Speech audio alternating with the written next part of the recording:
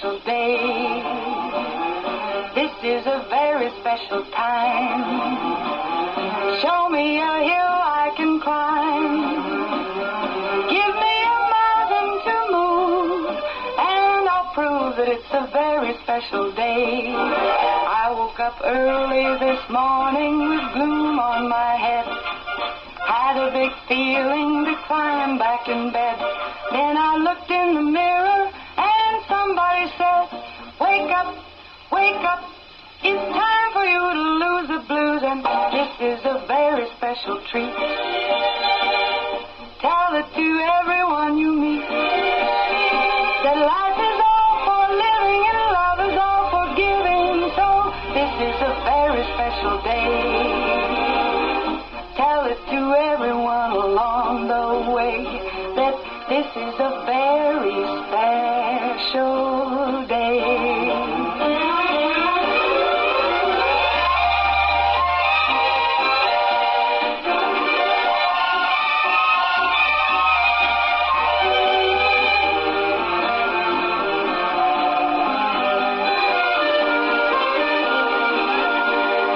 I woke up early this morning with gloom on my head. Had a big feeling to climb back in bed. Then I looked in the mirror and somebody said, wake up, wake up. It's time for you to lose the blues, and this is a very special treat. Tell it to everyone you meet that life is all for living and love is all for giving. So this is a very special day. Tell it to everyone along the way that this is a very special day.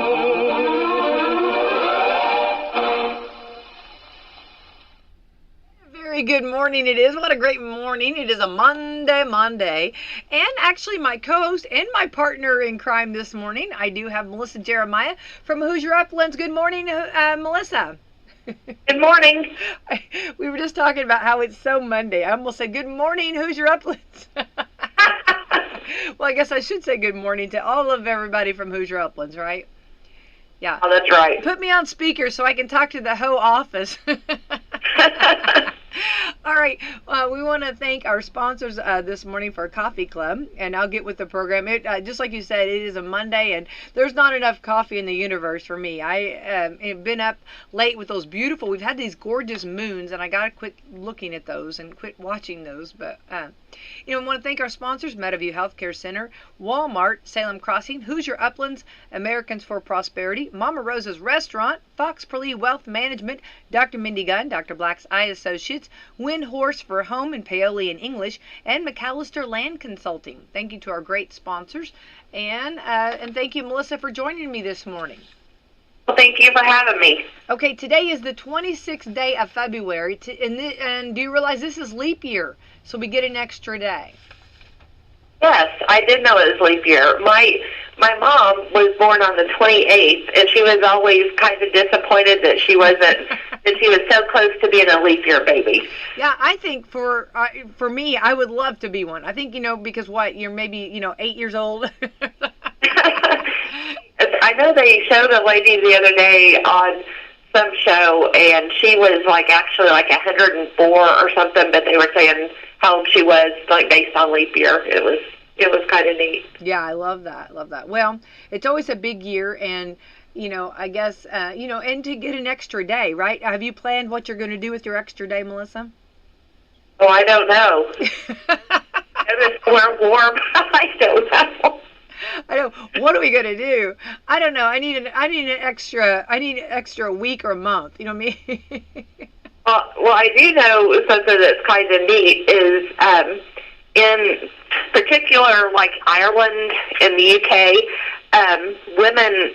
This is leap day is the day that women are to propose to men. Wait, I just about spit my coffee out. Really? Oh, wow. Well, this could get interesting, right? And they say there are penalties, and I'm sure this is probably not anymore in today's day and age, but there were penalties for a man that refused a proposal. Oh. He would have to buy the woman a dress if he refused. Oh. I'm expecting it to have been a nice dress. I'm not sure. I just want to say I'd probably be proposing to several so I could get several dresses. If you're going to get me a dress, yeah. No, I think that, well, as he should, if he says no, he should have to.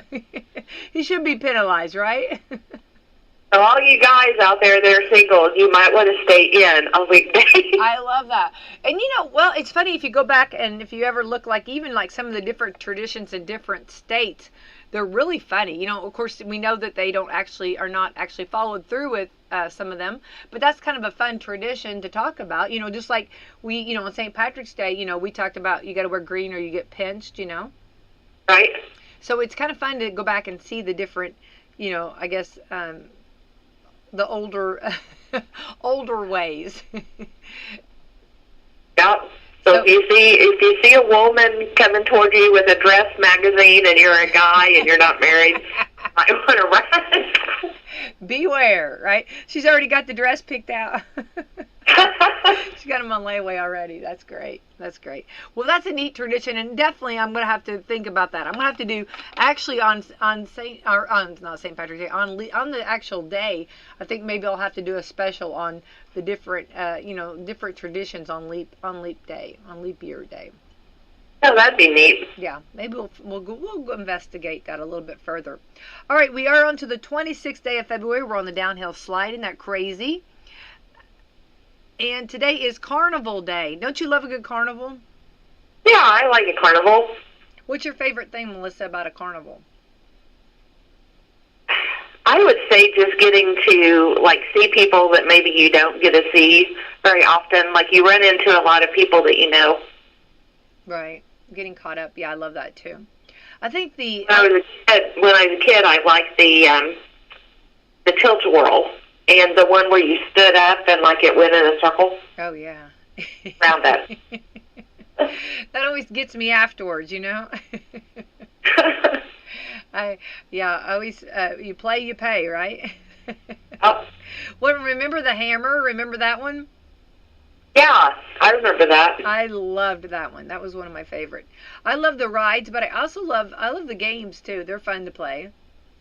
Yeah, they are. The carnival games. I remember one year we won so many fish. I don't think they try hard to not make you win the fish. Yeah, I think they welcome you taking the fish home for sure. Yeah, those are the games are fun, of course, and then let's not forget the food, right? We love the food. Yeah, the food, an elephant ear. Yeah. I like those. I do too. Yeah, the good carnival food. There's so many great from I think lemon shake-ups. I think that's an all-star. I think everybody loves those anymore. Yeah, that's true. Yeah. So much great. So today is Carnival Day. So hats off to all of those that put the carnival together. So it's a lot of work to put all that on. Yeah, that would take a lot of organizing to get that done. Yeah, for sure. All right, today is also For Pete's Sake Day. Remember, people used to say that all the time, for Pete's sake. Pete's sake. I'm going to say that all day. And it's amazing, though. It's not really in our vocabulary very much anymore. No, you don't hear that. Yeah. You don't hear people say that no more. For Pete's sake. That's so funny. I don't know. Used to, you'd hear it all the time, or I always felt like I did. Yeah, I think a lot of people used to say that. Yeah. Levi Strauss Day. Love Levi Strauss jeans. Oh, yeah. And there's so many different kinds. Oh, yeah. Yeah. Definitely. Yeah. I had the coolest posters years ago. Levi Strauss, the posters. And anyway, the girls chose to draw on them, but so I don't have those anymore. But anyway, the Levi Strauss, I have a purse too. I mean, there's so many jean stuff, different kinds of jeans. Now we have the holes, we have the flare to the straight legs. There's a boyfriend. I mean, I think there's 100 and something. There's over 100 different styles of jeans now.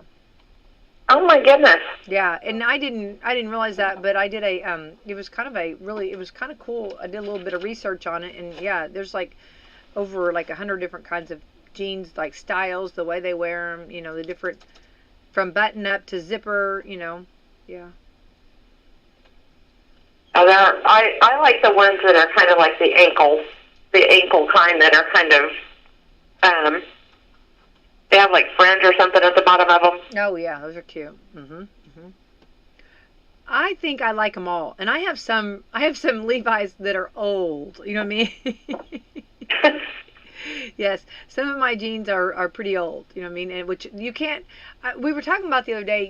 Really for comfort though, like when you wear like leggings or sweatpants, those are just really comfortable. But jeans, when you get to some of those older jeans, they're pretty cool too. Pretty good. Well, and we also lived through the designer jeans in school where like some of those were so uncomfortable, but we just had to wear them. Oh, Gloria Vanderbilt, remember, and all that.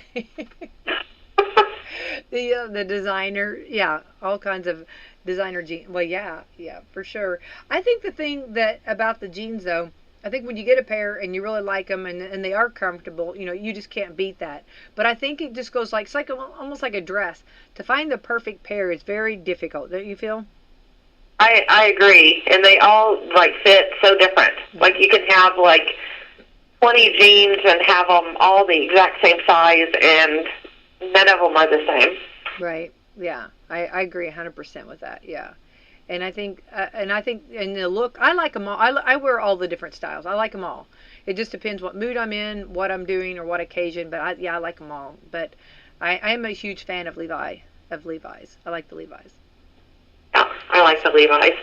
All right, and also I've seen where they've done a lot of they even have hats. Yeah. Purses. They have all different kinds of stuff that they make with jeans. Well, they used to have the hats that were like kind of like the patch.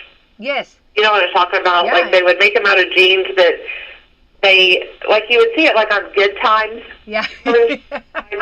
That's dynamite. Yeah, and he had one of those hats that had like the patchwork of all of different colors of jeans. Yes, he would. Yeah.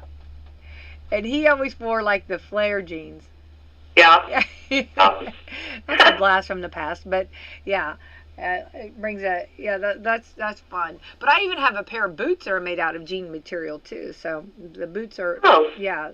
So yeah, I think I've got just about all that jean stuff. I like that. And of course jackets, the jean jackets, Levi Strauss, day. Jean jackets are I love jean jackets. Well, I had a friend that she sells stuff on eBay sometimes. And she found this blue jean jacket, and the stitching was like pink. And so she sold it, and whenever she sold it, it went to like one of the movie studios was who she sold it to. So to kind of find out, they had someone had purchased it for a movie. And so she put her information and stuff in case they ever needed her again. Oh, I love that. Wow, yeah. I wonder what kind of a movie that jacket was in, but that's what they bought it was for a movie. Now I'm going to be watching every movie, and I'm going to look at anybody that's got a jean jacket on. I'm going to look for pink stitching.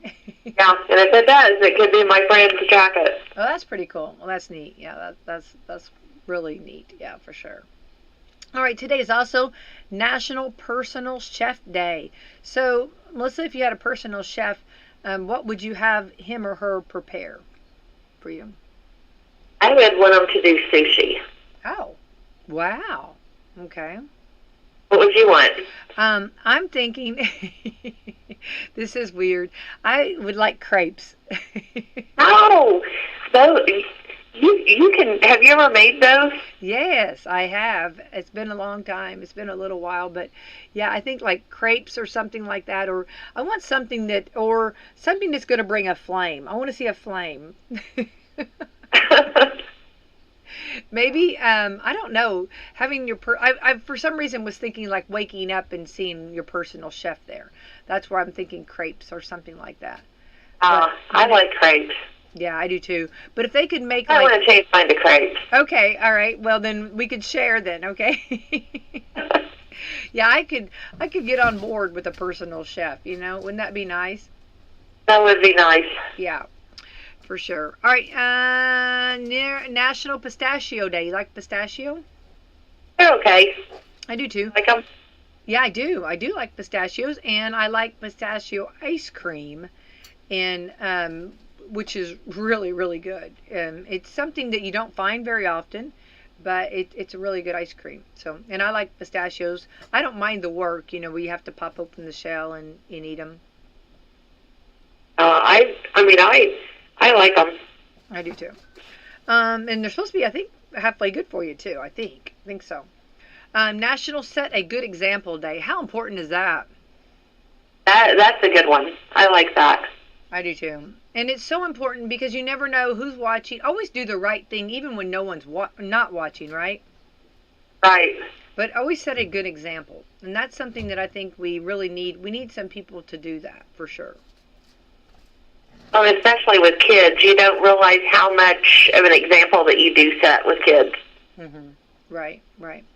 So, National Set a Good Example Day. Tell a Fairy Tale Day. I love fairy tales. I love stories. I love all that. Yeah, I always liked fairy tales. Me too.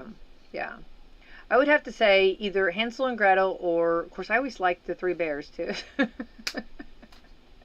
Even though it was always gonna, Goldilocks was never gonna get to stay there. I always liked that one.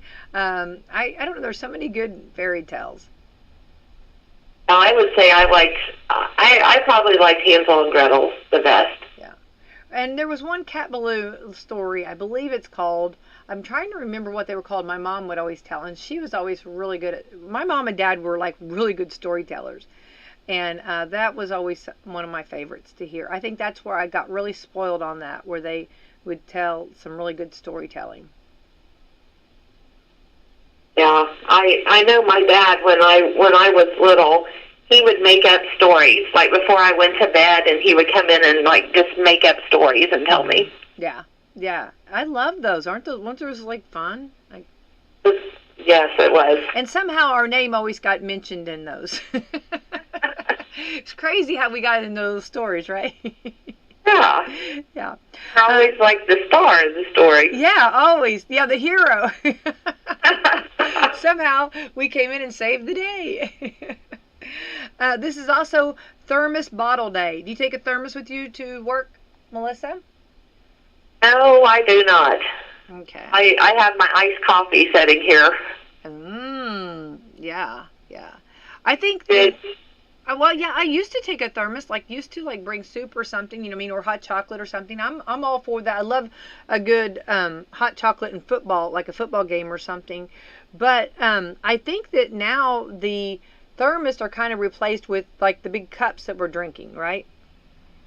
Yes, and I know that one of the things that my granddaughter wanted for Christmas was a Stanley cup. I was gonna say Stanley is kind of reinventing themselves into the cups. Yeah, you're right, totally. Very popular, right. And I think a lot of people got those for Christmas. I think you're right on that. I didn't get one, but I know there's a lot of people that did. I'm trying to think of what was before that. You had your Yeti, remember? That was kind of the... Well, and it's called hydro flask or something like that. Probably, yeah. But they have some... Go ahead. When Maddie first asked for the Stanley cup, I go, like a thermos? And I showed her a picture, and she's like, no, Meemaw, it's a cup. Yeah. It's like you meant the thermos.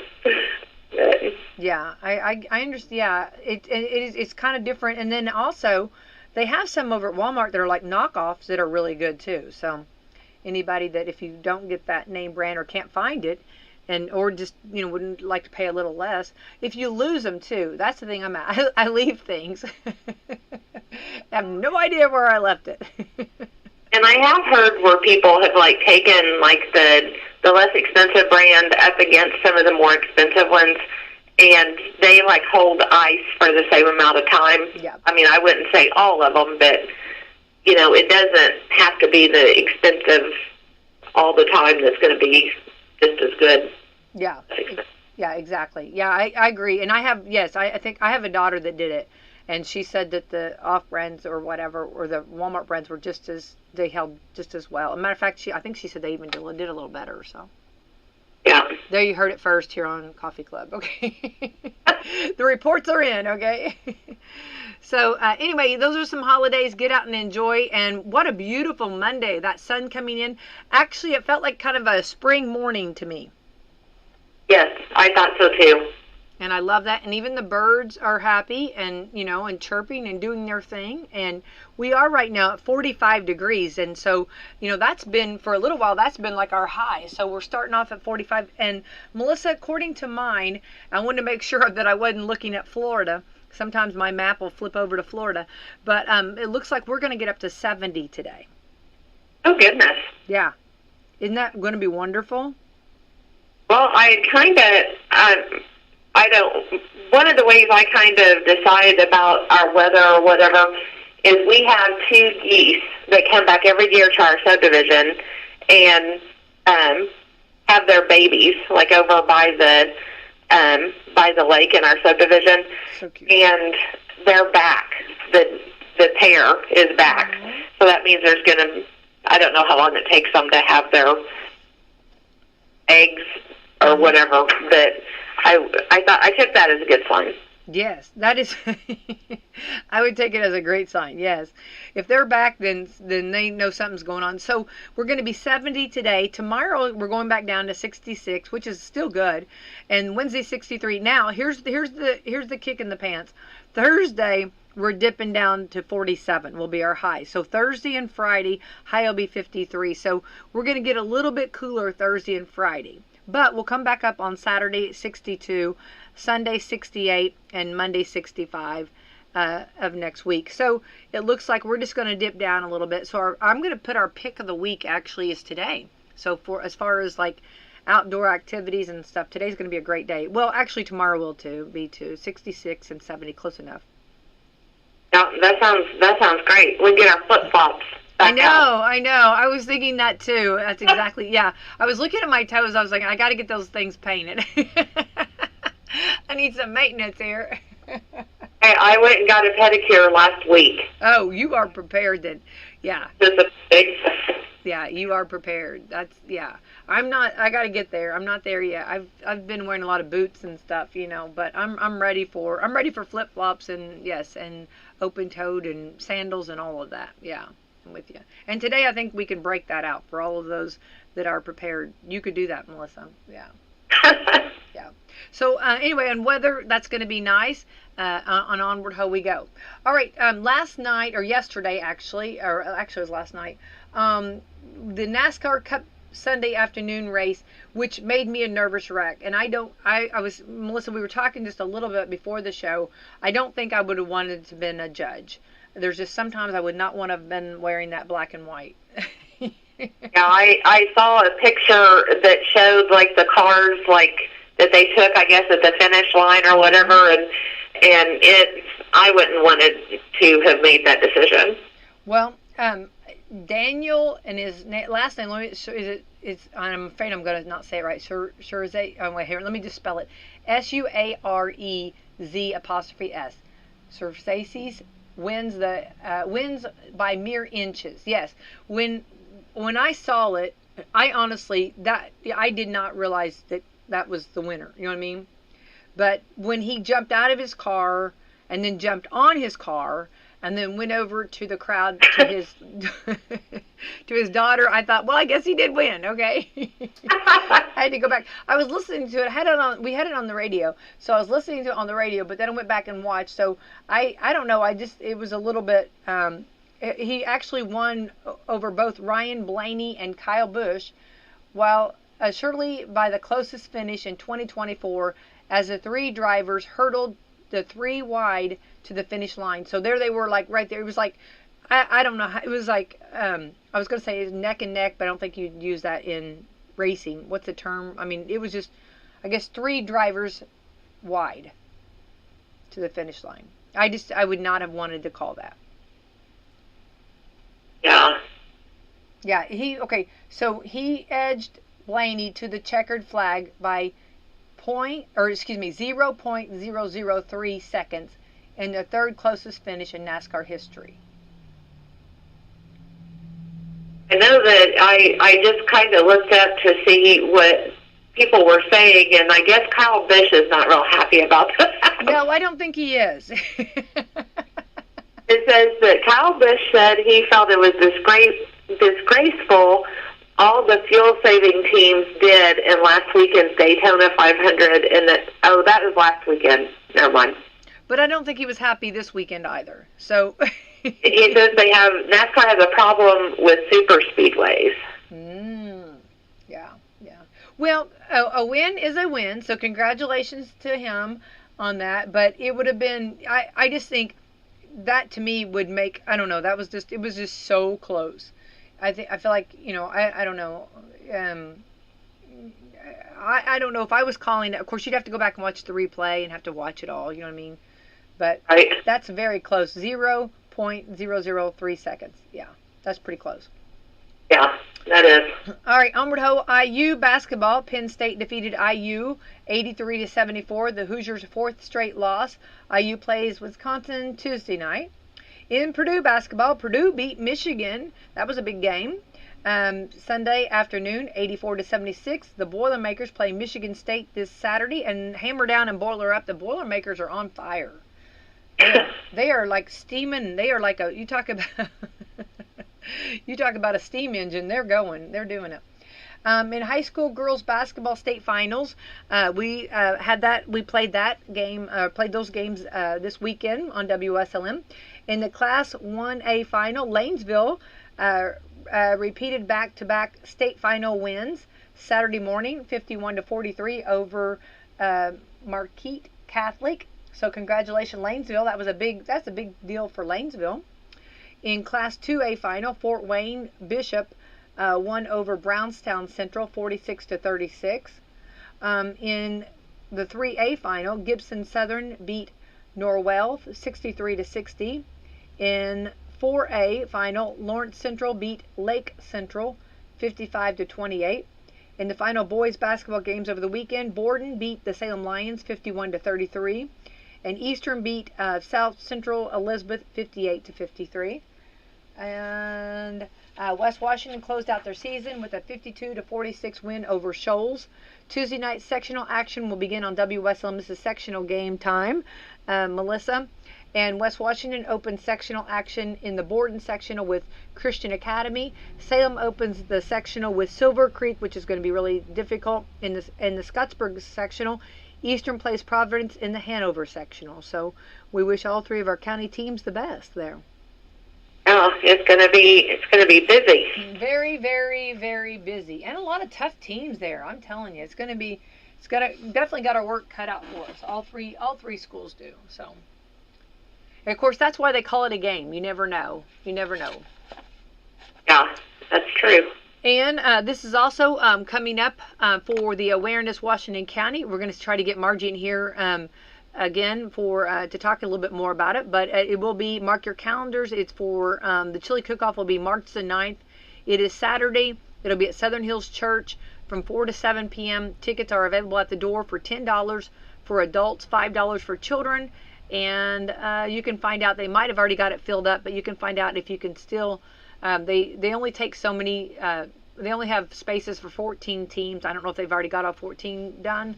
But anyway, no matter what, then they'll need those. They have the teams, but then they need people to come eat. Melissa, that's where we come into play, right? Yes. We understand the assignment. So anyway, that's going to be March the 9th. So put that on your calendar at Southern Hills Church from 4 to 7 p.m. So always a good fundraiser for the Awareness Washington County. Oh, that sounds like a good day. Definitely, for sure. All right, and Melissa, let's get talking a little bit what we got going on at Hoosier Uplands, and we appreciate all you do. And I want to say that I just talked with someone over last week, and their family member is in hospice, and I know that's your beat, that's what you're over more so. And I just want to say, what a blessing hospice is, and how we are blessed to have that here in our community. Well, I'm over the home health and the hospice, and I do think that, there is a lot of assistance that people can get through home health care and through hospice that maybe they don't realize, the help they can get. And we're also local, so all of our staff live locally, and a lot of times people know the staff that are coming out to see them. And I know that I even took advantage whenever my son was sick. They gave us the opportunity whenever he decided he wanted to come home about what we wanted to do. And at first I was like, well, I probably don't need to do any. I think I can handle this on my own. And my husband was, he's like, I think it would be good for you to just be able to be mom and not have to, be the nurse in this situation. And so we did, call in, and I called the office, and we got the referral made for my son. And I know that I'm the administrator, so like I'm not out, in the homes, like the girls are that work for hospice and that work for home health and the field staff. But I was impressed, and not just because I'm not just saying that because it's my agency, but of the things that you don't have to take care of, that they come in, they've already taken care of it, they let you know what's going on. And I do think that it's nice to have those professionals, especially whenever someone is to the end of their life. Right. And I think sometimes it's hard to recognize that. I feel like sometimes caretakers, we're, I think you get very involved, and it gets a lot, and you think you can do this, or I've got this, or I don't really need any help. But when you do, and you do ask for some help, and you do, get a volunteer from hospice coming in and helping, it's a world of difference. I mean, it means it's like an angel, God just gave you an angel. Yeah, I agree. And I also think that, also with our home health, there's times that like our staff go in and recognize, signs that, maybe it's time that the patient needs to move over to hospice, and then has to, let the families know, what's going on with their situation, and speak to the doctors. And I also know that there's times where like families will come in, and maybe they live out of town and they haven't seen their parents since last Christmas, for example, and they come home, and when you see somebody every day, you don't necessarily notice the changes as much as if you've not seen the patient in like 6 months, and you come home and you're just like, dad or mom seem a lot worse than last time we saw them. But then the person that's there every day, like whether it be the wife or the children that live in town, sometimes you don't notice those changes as much as the person that only sees them every so many months. That's 100% true. Absolutely. Yeah, you're right. Yeah. So I just feel like that if someone is, thinking about it or in need, we'll give information, but I always like to, because I feel like it's such a blessing, and I don't want anybody to feel alone, or maybe that are not really aware of this help that's there. And our phone number is 812-849-4447. And even if, once, the person calls in to make a referral or to ask some questions, even if it doesn't appear that they're going to meet like the home health criteria or the hospice criteria, we can put them in touch with like our aging department across the street from us. And, they may be able to get some services, even if because there's different criteria people have to meet for different services, that we can usually try to find somewhere that the patient can fit into that they can get some assistance. Right. Yeah, definitely. Well, definitely, good, and I appreciate you always sharing this information with us, and definitely a good place to start to see if that could be, something could be and helping families. That's what Hoosier Uplands is all about. Yes. All right, we've got an actual topic we're going to be talking about today, so let's jump in and let's discuss what I'll let you start it off, Melissa. Well, one of the things I decided to discuss today, and this can also relate to men, but what I looked up more relates to, it's entitled to be for women, but I also think that men could take these things into consideration as well. But it's road safety for women that are like going somewhere alone. So, this could be whether you're going to visit somebody, whether you're driving to college, whether you're going on vacation, anytime that you're out on the road alone, there are some things that people need to do to try to keep themselves safer.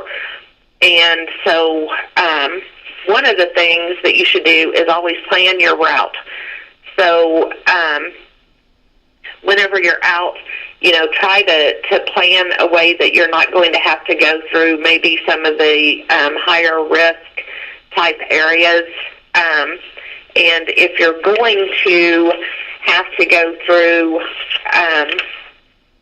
like downtown areas and things like that, maybe you should try to go through those places in the day instead of going through at night, because, sometimes areas appear different in the light of day and if you're driving through them at night.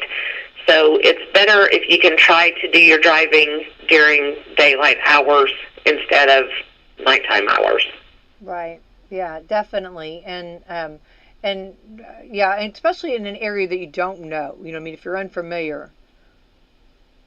Yeah, because I know that like one time we went to a national conference and we were in Los Angeles and we were downtown at a hotel, and so we were kind of talking to some of the people at the hotel, and they told us, we're like, so if we want to go and grab something to eat, where should we go or whatever?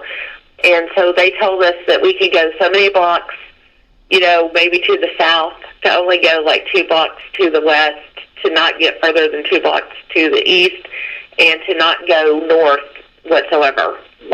And we would have never known that if we hadn't, asked people at the hotel. So, I'm not just saying go out to random strangers and ask questions, but usually, when you're at the hotel, you can ask the person at the front desk, or some hotels, have like a person that's more like the planner, the person tell you where to go eat and different things. But, you do really need to be aware of what your surroundings are like. Right. Now, I had that in Chicago. We were up there, and it was getting dark, and a police officers come up and said, you probably need to, go back to your hotel soon, or, you need to be making plans to get to go. Right. It's like, okay, you don't have to tell me twice, okay? Oh, and one time I was in D.C., and I was by myself, and I was there for a meeting, and it was a Sunday, and so I had been told by a person that was on the same flight as I was that to find out what time, because I went to the Smithsonian's is where I had went to, and I walked, and so they said find out what time that the museums close on Sunday and leave 45 minutes prior, because they said that after the museums closed there at the mall area, that all of the street, like you have street cars that are selling food and, gifts and all kinds of stuff. They said all of those close, the police presence leaves the area, and you're basically just on your own. So they told me to make sure and leave and get back to my hotel before that area closed. Oh, wow. Go out after it closed. Wow. Those are things just to kind of keep in mind, because, especially if you're going to be alone, you need to know what is the safety, what's recommended for your safety. I agree. Yeah, definitely. And those are things that, definitely always be aware, right? Be aware of your surroundings and your situation and time, like if you're there a little bit later and sometimes it can get really confusing too. Which way did I come out? Which direction do I go? Right. And also, if you have, because whenever you have to stop to get gas, make sure that, you be mindful, start, thinking, okay, like if you're on the interstate, for example, you might want to, start noticing, like whenever you maybe get to half a tank and start thinking, where would be a good place for me to stop? And, it would be good to stop somewhere that's well lighted, and also somewhere where there are people. You don't want to just necessarily pull off and go to, some kind of dimly lit, gas station where there's not very many people around. So you need to, plan those things into your trip as well. Yeah, that's true. Good advice for sure. Yeah. And also, watch where you park, because, it's only 7%, which to me I thought was a low number. The FBI estimates that 7% of all reported violent crimes occur in a parking garage. But I thought that sounded low. That sounds really low, yeah. But, so if you, end up having to park in a parking garage, you need to be proactive whenever you do that. And you need to try to pick a parking garage, that seems, like that it's like legit, like pick one that's maybe, next to the hotel or, where you're staying or something like that. And also be mindful of how far you're going to have to walk to get to where you're going once you park in that parking garage. Right. And always either take a photo of where you've parked or write it down or something. Remember what level you're on and what row, Scooby-Doo 3. Right. Whatever level you're on, wherever you're at, so that when you come back, you will remember exactly. Yes. Yeah. Because then you're like, was I on level 3 or on level 2? And then, so it is very important to know where you are. And to also keep in mind that, people that are, assailants that are maybe just kind of lying in wait for the next person, that they look for people that are distracted looking, and they do look for women that are alone. So, and a lot of times they look for the women that are kind of timid, acting and kind of looking down. So they say to always appear to be, sure of yourself and, look around, keep an eye on what's going on around you. And one thing to remember is to pick a good parking spot. Whenever, so try to look for the place that is nearest to like the door or the elevator that you're going to be using. Don't, park somewhere that you're going to have to walk through a dark parking garage, all the way through it to get to the door. So it might mean that you're going to have to, go up higher in the parking garage. But one of the things that's important is to find a good parking spot, and also to reverse into the parking garage or into the parking space, because that way you have a clear line of sight as you're leaving. And if you have to get away from an unsafe situation, you can get back to your car and get out quickly instead of having to reverse and all that. And to not leave things visible in your car that are valuable items that, would cause somebody to potentially want to break into your car. And to be very alert when you're going back to your car, and to keep your keys ready to go, and avoid distractions and digging in your purse and, stuff like that. And once you're inside, lock your doors, start the ignition, and be ready to leave.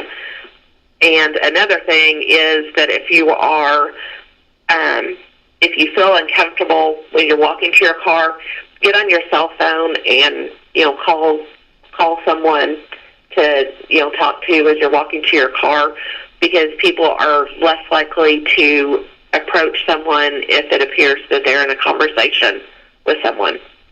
Yeah, true, true. And when you talked about getting distracted from your purse, yeah, I'm always distracted when I look in my purse. Yeah.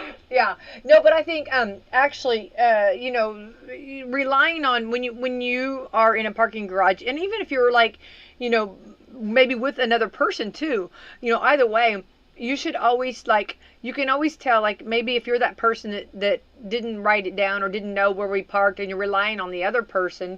I feel like it should be everybody's responsibility. Everybody try to remember this so that together you can figure out where you parked and go from point A to point B instead of walking the parking lot, which is very dangerous. Yes.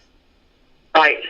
And that's going to make you for sure appear to be, distracted and, put you at more risk, I would think. Right. We always see, I just saw Seinfeld just did a thing on this where he was talking about how you walk out, into the parking garage and, you're pretty confident, where your car's at. And then when you realize you don't and you start looking behind you and looking around, that right there tells there's your telltale that you don't know where you parked, That is true. And we've all done that. It's like, and it doesn't even have to be a parking garage. It could be, just like a parking lot. Oh. You're just like, I thought we parked closer to this side of the store. And then, it's like, or you go in the mall and you're trying to figure out, which side of Dillard's did we come in at? Did we come in through this side or through this side? Yeah.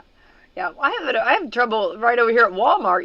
When you've been in Walmart for an hour and then and you've talked and your mind's completely is like, wait, which side did I come in on and which side did I park?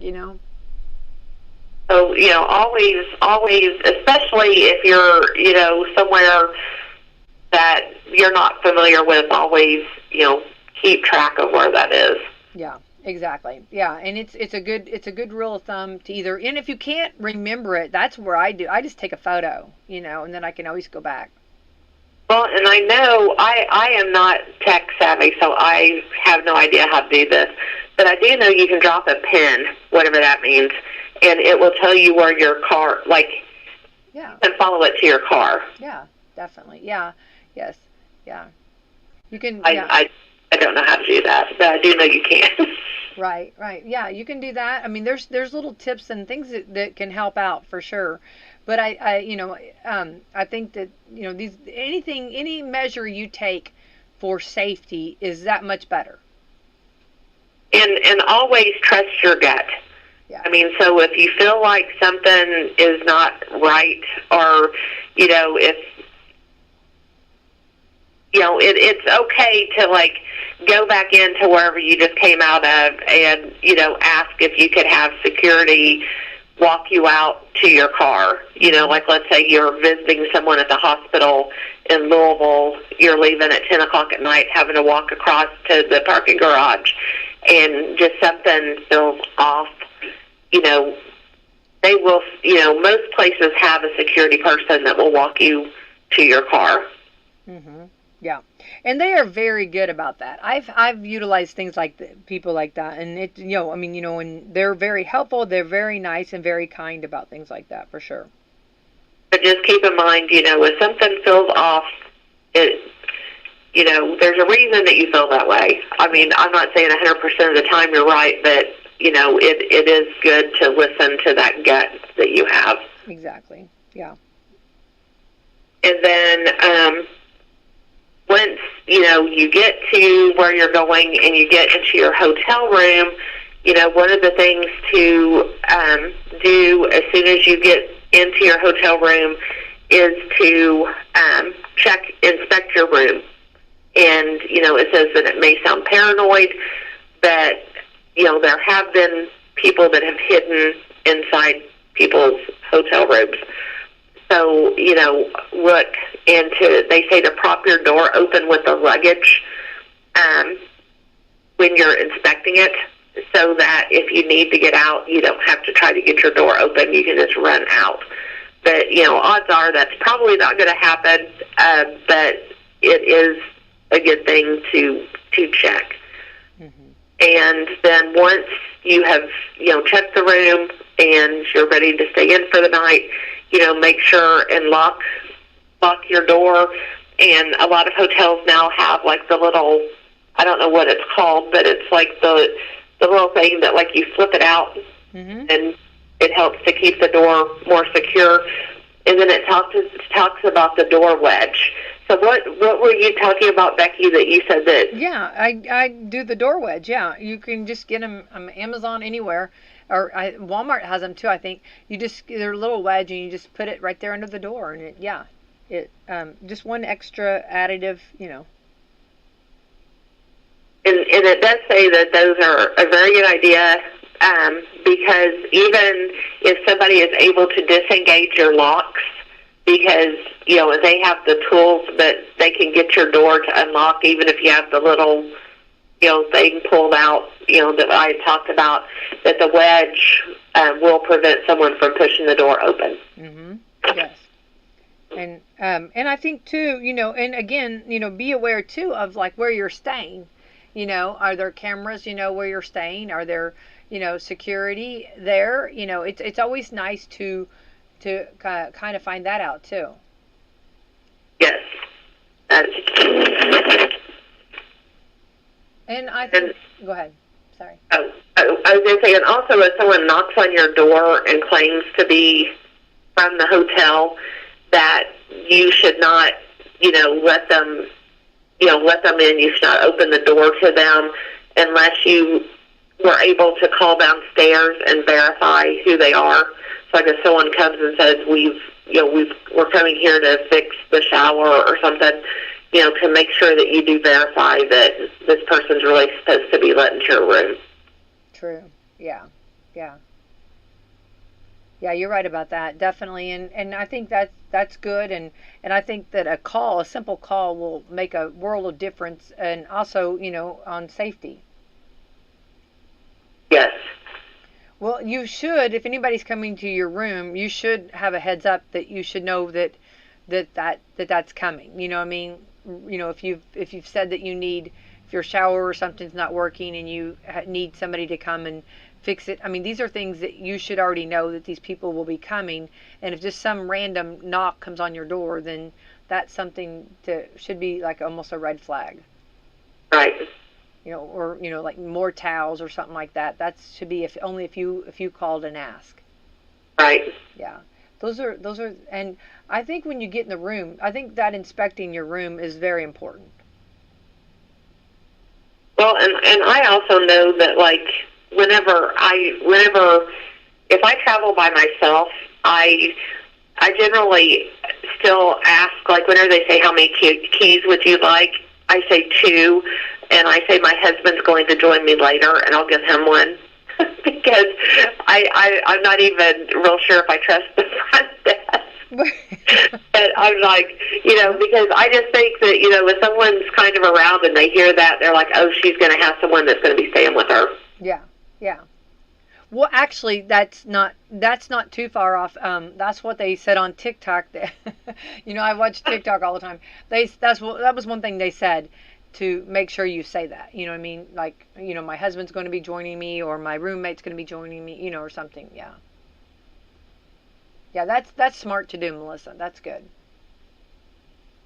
And then, let's see here. Oh, and also, like, and I think, to me, I feel like that these things are kind of things that most people know, but I don't think that it would be a bad idea just to kind of go over them. This was a police officer. She's a woman. She's a female police officer, and she came up with 8 safety tips from a woman cop to women. And her things were, while driving, to never pull over if someone points at your car and pretends something is wrong.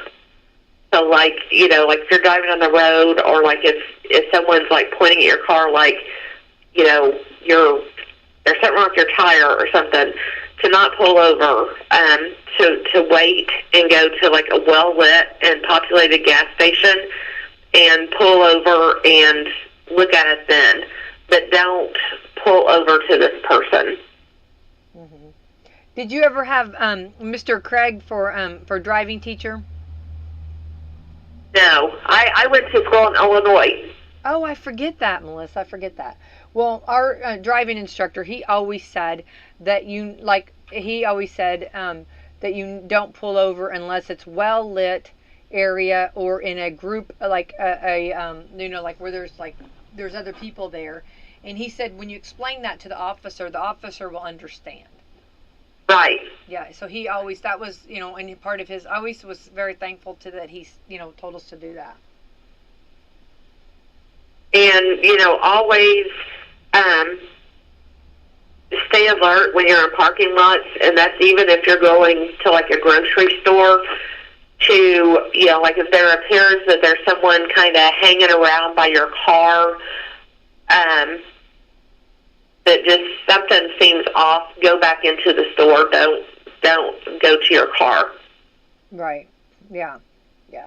And it says that it doesn't matter even if the person seems like, even if the person doesn't look to you like that they would be someone that would cause you harm, to not go based on looks of people, because this police officer said that, a lot of people, that have attacked people in parking lots or different things, when you do their mug shot, you wouldn't have looked at them and thought, oh, they look like they're someone up to no good. It's like people don't have to look a certain way to be up to, like, no good.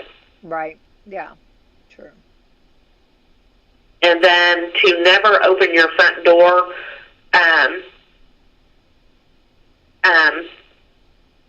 Again, and that's like about the, like if you're at the hotel or even if like you rented a house or whatever, do not open your door without verifying for sure who someone is.